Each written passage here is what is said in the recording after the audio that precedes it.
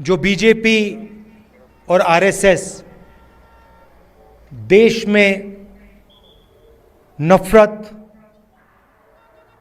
और हिंसा फैला रहे हैं, उसके खिलाफ खड़ा होना, देश में भाईचारा, मोहब्बत फैलाने की हमने कोशिश की। नफरत के बाजार में हम मोहब्बत की दुकान खोलने निकले हैं और यही आपकी सोच है। दूसरे नेता हैं, वो अपनी मन की बात करते हैं। मैंने सोचा मैं आपकी मन की बात सुनूं।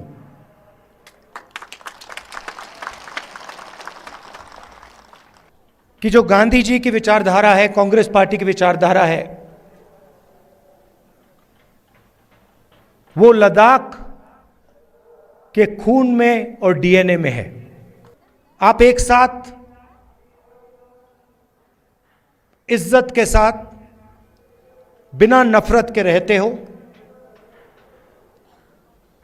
और जो कांग्रेस पार्टी विचारधारा है वो आपके दिल के अंदर है। कि जो रोजगार के वायदे आपसे किए गए थे वो वायदे झूठे थे, और लद्दाख के कोने कोने में अगर किसी भी युवा से बात की जाए वो आपको कहेगा कि लद्दाख बेरोजगारी का एपिसेंटर है। तो मैंने आपकी बात सुनने की कोशिश की और कांग्रेस पार्टी आपके साथ खड़ी है, और आपकी जो स्ट्रगल है, चाहे वो आपकी जमीन का मामला हो, चाहे वो रोजगार का मामला हो, चाहे वो आपका जो कल्चर है, आपकी जो भाषाएं हैं, उसकी रक्षा करने की बात हो, हम आपके साथ एक साथ खड़े हैं। कुछ महीने पहले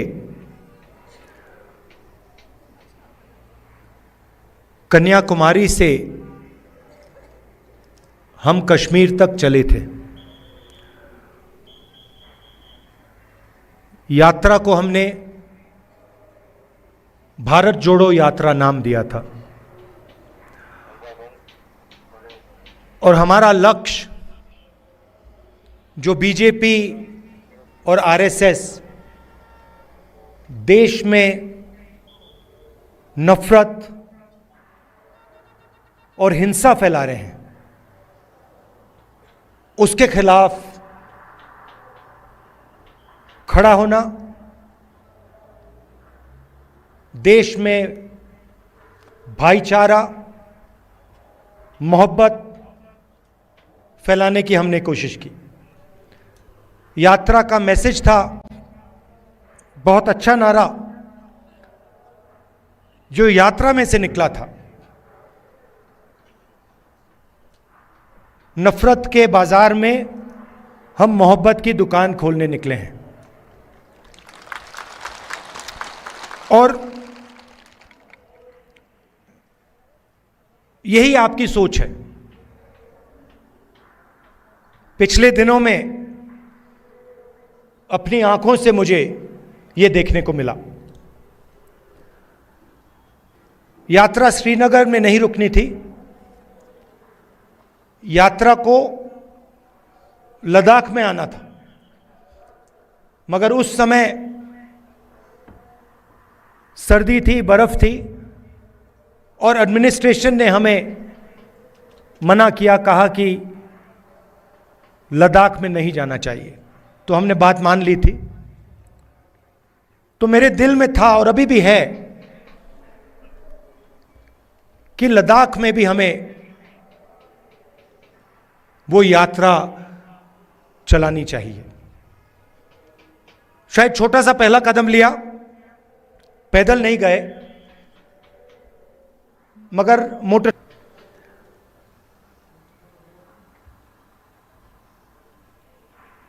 और लद्दाख के कोने कोने में मैं गया, लोगों से बात की, गरीब लोगों से, माताओं बहनों से, युवाओं से, और जो आपके दिल में है उसको समझने की कोशिश की। दूसरे नेता हैं, वो अपनी मन की बात करते हैं। मैंने सोचा मैं आपकी मन की बात सुनूं।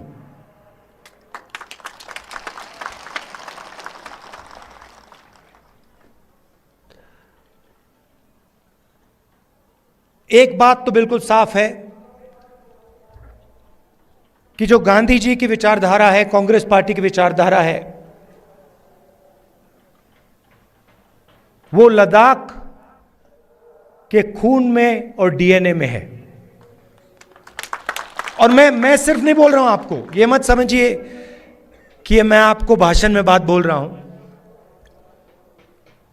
मोटरसाइकिल में मैंने पूरे लद्दाख का चक्कर काटा है और रास्ते में देश भर से हमारे लोग लेबर का काम करते हैं।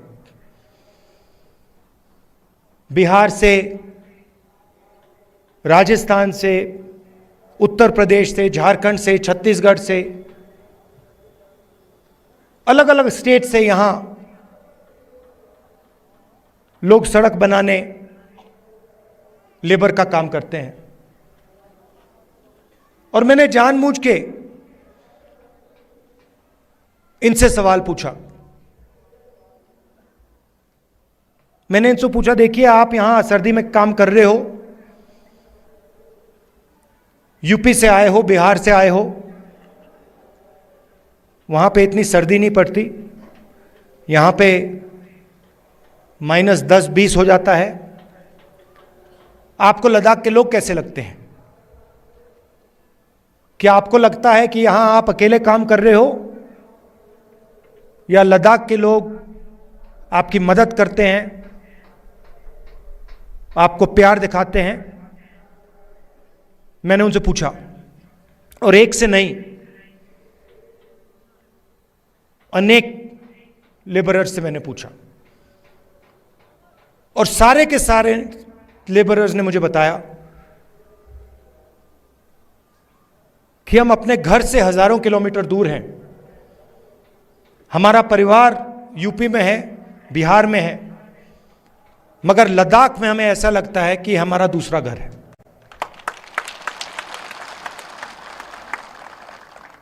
यहां पे जो भी कठिनाई होती है, पत्थर गिर जाते हैं, चोट लग जाती है, सर्दी होती है, भूख लग जाती है, लद्दाख के लोग हमारी मदद करते हैं। और जब भी हम उनके पास मदद के लिए जाते हैं, वो एकदम हमारी मदद करते हैं। तो ये आपके डीएनए में है। आप एक साथ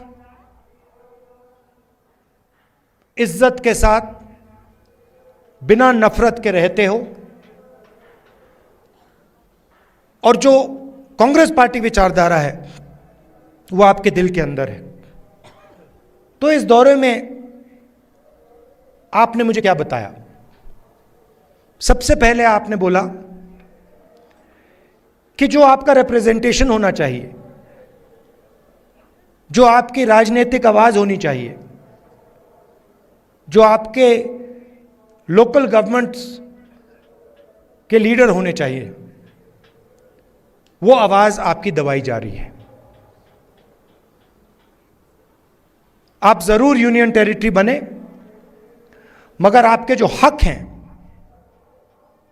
आपके जो अधिकार हैं, वो आपको नहीं मिल रहे हैं। ये आपने पहली बात बोली। दूसरी बात आपने बोली कि जो रोजगार के वायदे आपसे किए गए थे, वो वायदे झूठे थे, और लद्दाख के कोने कोने में अगर किसी भी युवा से बात की जाए, वो आपको कहेगा कि लद्दाख बेरोजगारी का एपिसेंटर है। तीसरी बात आपने बोली कि जो सेलफोन की कवरेज होनी चाहिए, जो कम्युनिकेशन का सिस्टम होना चाहिए, वो नहीं है। यहां शायद आपने लोकल एयरपोर्ट की भी बात की कि यहां पे आपका एयरपोर्ट है मगर हवाई जहाज नहीं आता है। तो मैंने आपकी बात सुनने की कोशिश की और कांग्रेस पार्टी आपके साथ खड़ी है और आपकी जो स्ट्रगल है, चाहे वो आपकी जमीन का मामला हो, चाहे वो रोजगार का मामला हो, चाहे वो आपका जो कल्चर है, आपकी जो भाषाएं हैं, उसकी रक्षा करने की बात हो, हम आपके साथ एक साथ खड़े हैं।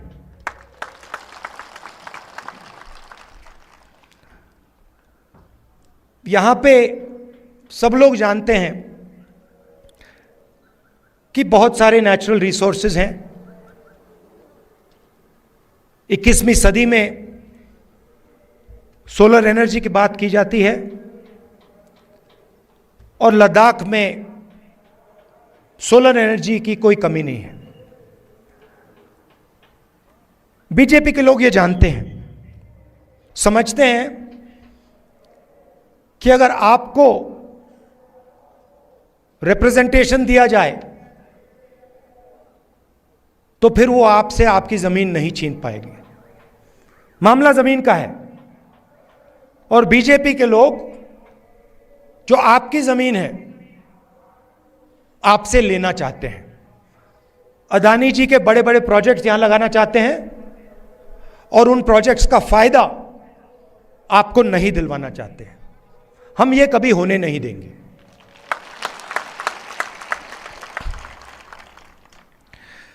कांग्रेस पार्टी ने जो लेह की एपेक्स बॉडी है और कारगिल डेमोक्रेटिक अलायंस जो है और इनकी जो डिमांड्स हैं, उनका हमने पूरा समर्थन किया है।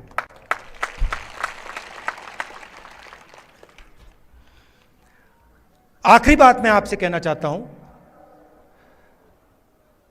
लद्दाख एक स्ट्रेटेजिक जगह है